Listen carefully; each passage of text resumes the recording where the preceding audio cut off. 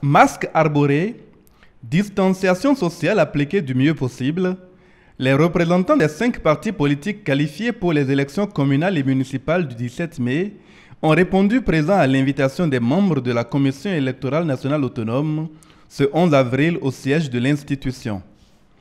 À un mois environ du scrutin et dans les circonstances exceptionnelles imposées par la pandémie du Covid-19 au Bénin, le principal sujet à l'ordre du jour est le maintien des élections décidées par la conférence des présidents d'institutions constitutionnelles élargie aux médiateurs de la République et au président de la Commission électorale. Après un large tour d'horizon sur la situation actuelle du développement de la pandémie dans notre pays et sur l'état de préparatif du processus électoral,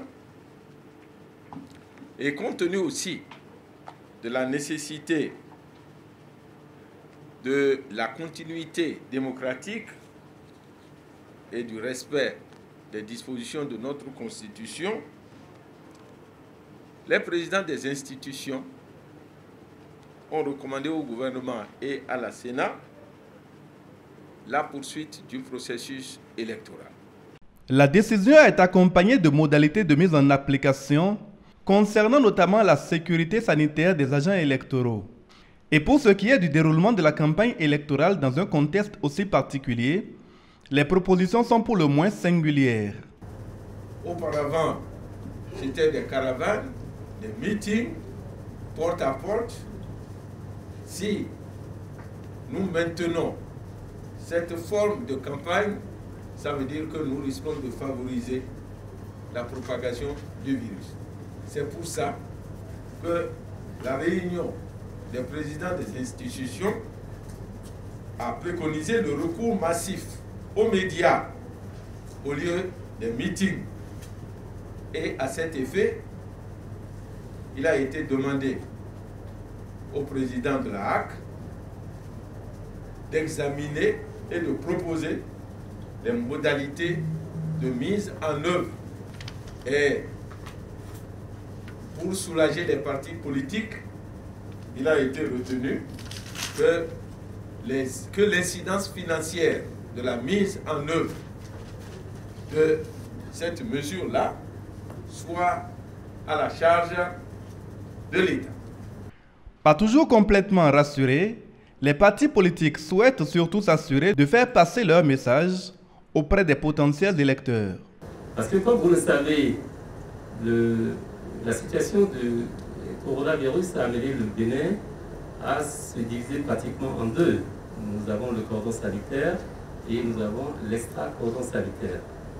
Quelle autorisation spéciale nous pouvons avoir pour les candidats pour qu'ils puissent avoir la possibilité de circuler à travers le cordon sanitaire? En près de 2 heures d'échange, tout y passe. De la nécessité de privilégier la santé des citoyens si la situation l'exige dans son évolution, à l'équité dans l'accès aux moyens de mener cette campagne spéciale qui s'annonce. Dans ce cadre, plusieurs conseils sont prodigués. La Sénat et l'ensemble des institutions de la République ne sont pas dans la dynamique de la peur et de la panique.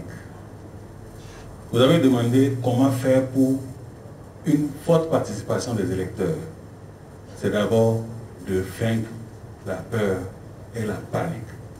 Il serait bon, dans un premier temps, avant donc que la campagne même ne s'ouvre, que vous puissiez innover en créant une page spéciale pré-campagne Covid. Je voudrais vous suggérer de bien vouloir étudier la possibilité d'augmenter la durée du scrutin. Parce que le principe de faire en sorte que les gens passent assez rapidement va être écarté. Que la sensibilisation aussi continue, que par des communiqués, que la Sénat puisse informer largement les populations de la tenue du scrutin et des dispositions qui seront prises pour sécuriser le scrutin, mais sécuriser aussi nos populations. Les représentants partent rassurés. Déjà convoqués pour le 15 avril, jour où ils procéderont au tirage au sort du positionnement de leur formation politique sur le futur bulletin unique.